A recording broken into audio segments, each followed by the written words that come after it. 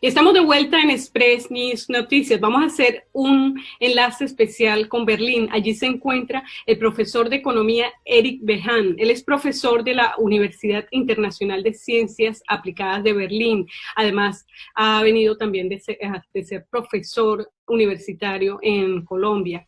Eric, bienvenido. Queremos hablar contigo porque nos gustaría ver tu perspectiva de qué es lo que está pasando a nivel global en el área económica, dada la situación que se está dando por la pandemia de la COVID-19. Bienvenido. Gracias, María Victoria. Muchas gracias a Express News.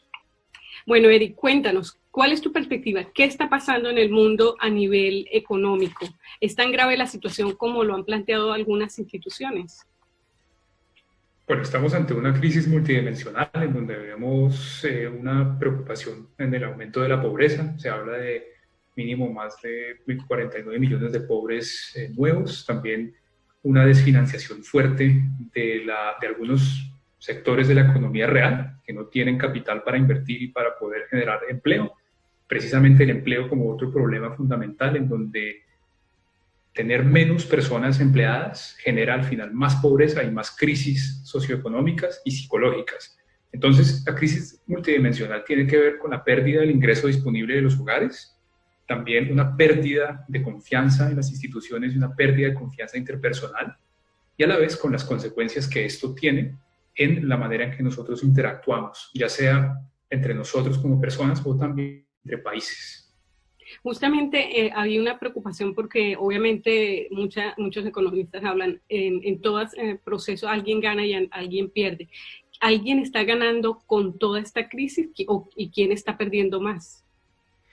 Sí, como dice el Nobel de Economía Paul Romer, que una crisis no se puede desaprovechar. Hay algunos sectores que están ganando de más, hay algunos que están recibiendo la capitalización que se pierde en algunas empresas en sus sectores. De hecho, hay un teorema en economía muy famoso de los años 30 que dice que al final el precio mejor, digamos, que puede existir se va a pagar allá donde van a fluir los recursos. Y eso se está viendo en algunas áreas de biotecnología que ahorita están teniendo unas rondas de inversión importantes, mientras que hay otros sectores, digamos, de servicios que sí están cayendo en la incertidumbre y que no tienen cómo fondear sus actividades.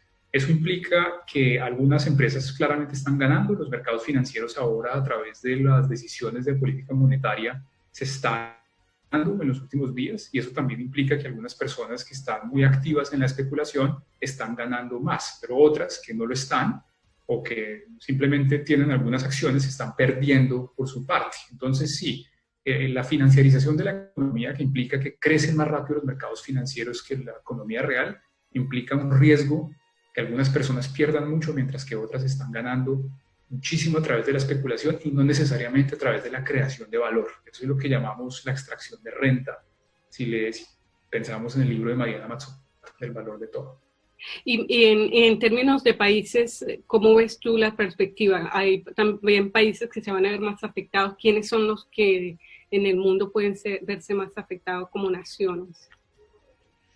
Desde el punto de vista de la, digamos, de la afectación psicosocial, veo yo las economías en desarrollo y las economías emergentes como las más afectadas, es decir, los países BRIC y los países que le siguen, Rusia, India, pero obviamente cuando vemos el caso de Ecuador, de Colombia, de Perú, países que tienen una crisis institucional y una crisis moral también, que se ve agravada fuertemente por el problema de la pandemia, mientras que hay unas economías robustas. Si uno mira el caso de Alemania, el caso de Austria, el caso de Islandia, que han logrado salir adelante sin tener que frenar por completo su economía.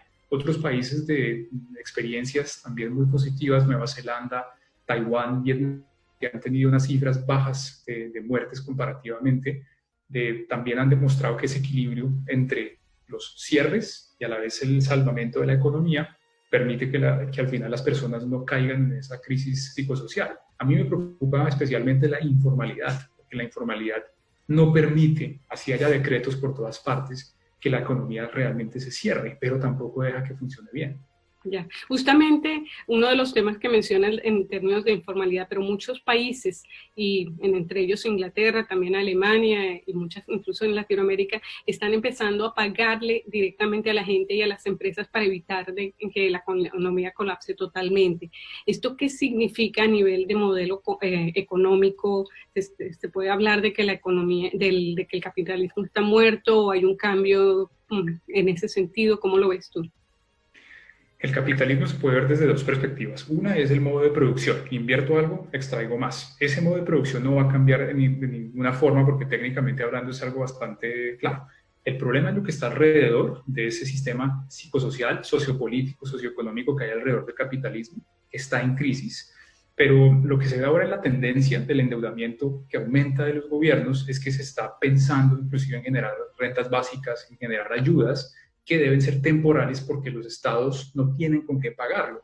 Digamos que la forma en que el estado recibe dinero, una es a través de los impuestos y otras a través de inversiones, lo que llamamos el gasto en capital, que en Latinoamérica es bastante ritmo, es absurdamente pequeño, mientras que en otros estados es mucho más poderoso. Entonces el hecho de que el estado también se empieza a desfinanciar y empieza a crear y a generar dinero a través de sus sistemas electrónicos que tiene la política monetaria hoy en día, genera preocupaciones porque alguien tiene que pagar por eso. Y eso puede traer presiones inflacionarias que al final reflejan una crisis multidimensional, no del capitalismo como modo de producción, sino del capitalismo como sistema moral y del sistema político que se supone que hace que ese capitalismo funcione para el bien de las personas. Muchísimas gracias, Eric Behan. El ex economista estuvo conversando con nosotros sobre las perspectivas económicas a nivel global. Volvemos al estudio y muchas gracias en Express News. Gracias.